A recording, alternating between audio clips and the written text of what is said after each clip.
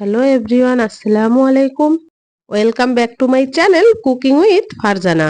আজকে আমি আপনাদের সঙ্গে শেয়ার করব একটা মাত্র আলু আর কয়েক টুকরো চিকেন দিয়ে ভীষণ মজার সন্ধ্যার নাস্তা। কথা না বাড়িয়ে চলে যাচ্ছি মূল রেসিপিতে। এখানে আমি হাড় ছাড়া মুরগির মাংস এভাবে ছোট ছোট করে কেটে নিয়েছি। মাংসটা ভালোভাবে ধুয়ে পানিটা ঝরিয়ে নিতে হবে। এবার এর মধ্যে দিয়ে দেব আদা বাটা, রসুন বাটা, জিরা বাটা, হলুদের গুঁড়া, লাল মরিচের গুঁড়া, ধনিয়ার গুঁড়া, স্বাদ মতো লবণ। আরো দিয়ে দিচ্ছি সয়া সস আর টমেটো সস। এ পর্যায়ে মাংসটা খুব ভালোভাবে ম্যারিনেট করে রেস্টে রেখে দেবো প্রায় 30 মিনিটের মতো।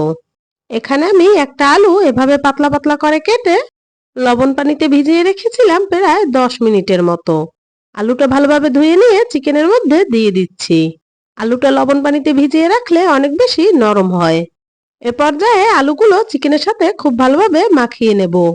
নাস্তাটা আরো বেশি ক্রিস্পি হওয়ার জন্য 1 চামচ ময়দা দিয়ে আবারও ভালোভাবে মিশিয়ে নিতে হবে।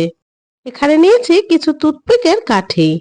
আলুর উপর চিকেন রেখে এভাবে ফোল্ড করে কাঠি দিয়ে গেঁথে নাস্তাটা বানিয়ে নেব। এখানে মুখে বলার কিছু নেই, আপনারা দেখেই বুঝতে পারছেন আমি কিভাবে নাস্তাটা বানিয়ে নিয়েছি। চুলায় একটা প্যান বসিয়ে সাদা তেল গরম করে নাস্তাগুলো দিয়ে দেব। চুলার আঁচ লো টু মিডিয়ামে রেখে একটু সময় নিয়ে ভাজতে হবে,